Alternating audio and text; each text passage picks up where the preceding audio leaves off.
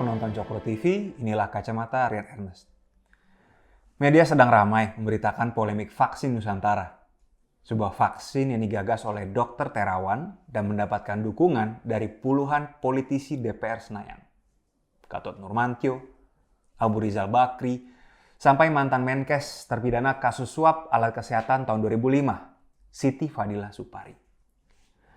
Badan Pengawas Obat dan Makanan atau BPOM sebagai pihak yang berwenang melakukan pemeriksaan vaksin mendapatkan tekanan politik untuk meloloskan vaksin ini. Bahkan polemik ini masuk ke isu nasionalisme, bahwa BPOM tidak pro karya anak bangsa. Pasti nggak enak ya ada di posisi BPOM, terjepit. Saya tidak ingin masuk terlalu detail teknis soal temuan BPOM. Singkatnya sih, menurut catatan BPOM, masih terdapat ketidaksesuaian pelaksanaan uji klinis dengan standar cara uji klinik yang baik.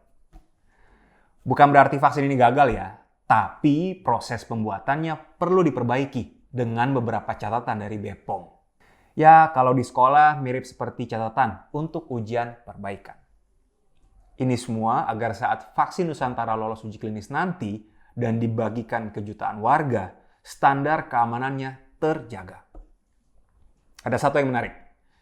Dari hasil inspeksi BPOM, peneliti utama Dr. Joko dari RSPAD Gatot Subroto dan Dr. Karyana dari Badan Penelitian dan Pengembangan Kementerian Kesehatan justru tak mengetahui isi dari beberapa komponen tambahan dalam sediaan vaksin. Loh kok bisa ya? Bukankah vaksin ini kerjaan mereka? Bukankah vaksin ini katanya vaksin karya anak bangsa? Nah, dikutip dari kumparan.com Februari ini, ada beberapa perusahaan yang terlibat dalam pembuatan vaksin ini, yakni Rama Emerald Multisukses dan iVita Biomedical Incorporated. Menurut Badan Penelitian dan Pengembangan Kemenkes, katanya iVita Biomedical Incorporated telah memberikan lisensi kepada PT Rama Emerald Multisukses untuk mengembangkan vaksin tersebut di Indonesia. Saat saya telusuri di internet, diduga PT Rama Emerald Multisukses merupakan usaha yang memiliki pabrik farmasi berlokasi di Gresik. Usahanya dimulai pada tahun 1968 sebagai apotek umum di Surabaya. Nah, pertanyaan kita, siapa iVita Biomedical Incorporated? Dari situs web mereka mengklaim sebagai ahli dalam sel punca atau stem cell untuk mengatasi penyakit kanker. Saat saya dalami, ternyata situs web mereka mencantumkan informasi tentang SARS-CoV-2 vaccine. Dijelaskan di sana bahwa sedang ada uji klinis, yang kalau diterjemahkan ke bahasa Indonesia akan jadi seperti ini. iVita Biomedical sedang melakukan program klinis untuk AV COVID-19 di Indonesia, berkolaborasi dengan Kemenkes. Di Indonesia dikenal sebagai vaksin Nusantara. Sebagai tambahan, iVita Biomedical sedang dalam diskusi dengan US Food and Drug Administration atau sejenis BPOM-nya Amerika Serikat untuk uji klinis tahap 1 dan 2 di Amerika Serikat. Itu kata website iVita. Penelusuran saya berlanjut ke clinicaltrials.gov, sebuah sumber data yang disediakan oleh US National Library of Medicine atau Perpustakaan Medis Nasional Amerika Serikat. Di sana memang ada informasi tentang uji klinis vaksin sel dendritik yang berlokasi di Indonesia dan di Amerika Serikat. Tertulis di situs clinicaltrials.gov bahwa pertama, percobaan yang dicantumkan bukan berarti telah dievaluasi oleh pemerintah Amerika Serikat. Dan dua, periset tetap wajib pastikan bahwa penelitiannya sesuai dengan seluruh peraturan perundang-undangan. Situs web tersebut menjelaskan, di dua uji klinis yang dilakukan, baik di Amerika Serikat maupun di Indonesia, sponsornya sama, yakni iVita. Pihak yang bertanggung jawab juga iVita. Nama investigatornya adalah Dr. Robert Dillman. Yang menarik nih setelah saya telusuri, proses uji klinis di Amerika Serikat nantinya lebih banyak pesertanya, akan ada 175 orang. Sedangkan yang di Indonesia, dan sudah terjadi, secara aktual hanya ada 27 peserta. 27 peserta. Saya bukan orang medis, tapi kayaknya kok 27 peserta itu sedikit banget ya untuk uji coba suatu vaksin. Menariknya juga nih, dalam situs tersebut, clinicaltrials.gov, untuk uji klinis iVita di Amerika Serikat, pengambilan data terakhir, ini tenggat waktunya, untuk primary outcome measure. Intinya untuk melihat dampak percobaan, akan ada tenggatnya di November 2021. Inilah yang aneh. Uji klinis di Amerika saja baru akan dimulai Juni nanti. Tenggat waktu juga masih sampai November. Kenapa yang di Indonesia jadi ngebut ya? Kan nggak lucu ya teman-teman. Kalau vaksin ini dengan tekanan buru-buru disahkan BPOM Indonesia, karena tekanan politisi di Senayan atau elit partai, kemudian di Amerika sana, negara sumber ide vaksinnya malah gagal uji klinisnya. Kan jadi berabe tuh nanti. Jadi pada siapapun yang dukung Pak Terawan dalam proyek ini, kalau boleh saran, nggak usahlah biasakan klaim karya anak bangsa. Fakta di atas menunjukkan bahwa vaksin ini ada banyak unsur asingnya.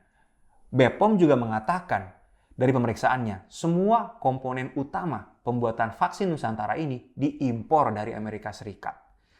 Saran saya, lebih baik diganti saja brandingnya. Contoh nih, vaksin Nusantara, murah, mudah, manjur. Nah, terlepas dari manapun asal negaranya, rakyat Indonesia juga pasti akan berbondong-bondong mau disuntik. Ada juga pengkritik yang membandingkan proses vaksin Nusantara dengan Sinovac. Kata mereka, Sinovac itu bisa lolos tanpa uji BPOM Indonesia. Faktanya, Sinovac pun ada kajiannya yang dilakukan di Bandung. BPOM juga melihat hasil uji klinis Sinovac di Turki dan Brazil. Sehingga BPOM pada Januari 2021 memberikan Emergency Use Authorization atau persetujuan penggunaan darurat. Apa itu? Singkatnya menurut BPOM-nya Amerika Serikat, persetujuan penggunaan darurat bisa ada kalau belum ada alternatif pengobatan yang layak dan disetujui. Itu pun harus ada kaidah ilmiah yang diikuti. Dalam perjalanannya, BPOM-nya Amerika Serikat ini per 19 April telah mencabut 10 produk medis terkait COVID yang sempat diizinkan secara darurat tadi.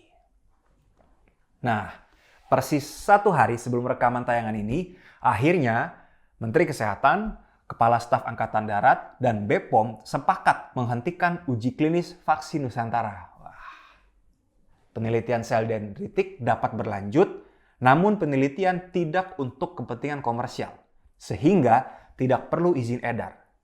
Dan bukan untuk vaksinasi massal. Untuk sementara, polemik ini, rasa was-was ini hilang. Nah, bagaimana kalau kemudian ada pihak yang memaksa mendistribusikan vaksin ini tanpa uji edar? Menurut Undang-Undang Nomor 36 Tahun 2009 tentang Kesehatan, ada pidananya di Pasal 196 dan Pasal 197.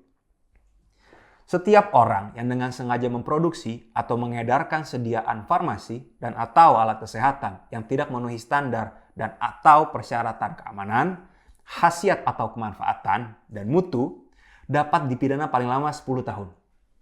Kemudian, setiap orang yang dengan sengaja memproduksi atau mengedarkan sediaan farmasi dan atau alat kesehatan yang tidak memiliki izin edar dipidana dengan pidana penjara paling lama 15 tahun.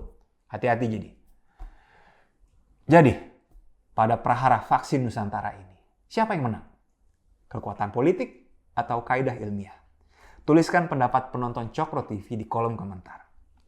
Terakhir, Pak Terawan, saya senang dengan disrupsi.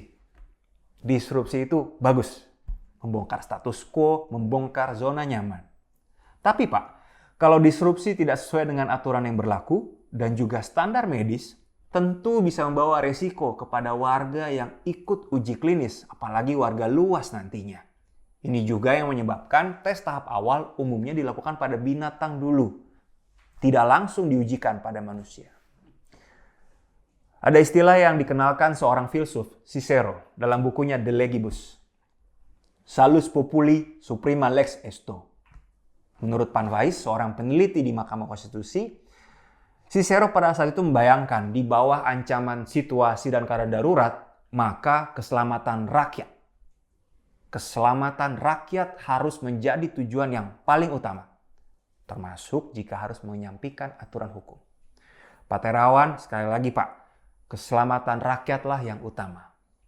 Jadi sekarang siapa dong yang jadi garda keselamatan rakyat? Dokter Terawan kah? Atau BPOM? Semua kembali kepada kacamata penonton Cokro TV. Sekian dari saya. Silahkan tuliskan usulan topik selanjutnya untuk kita kupas bersama di kolom komentar. Saya Ren Ernest, terima kasih sudah menonton.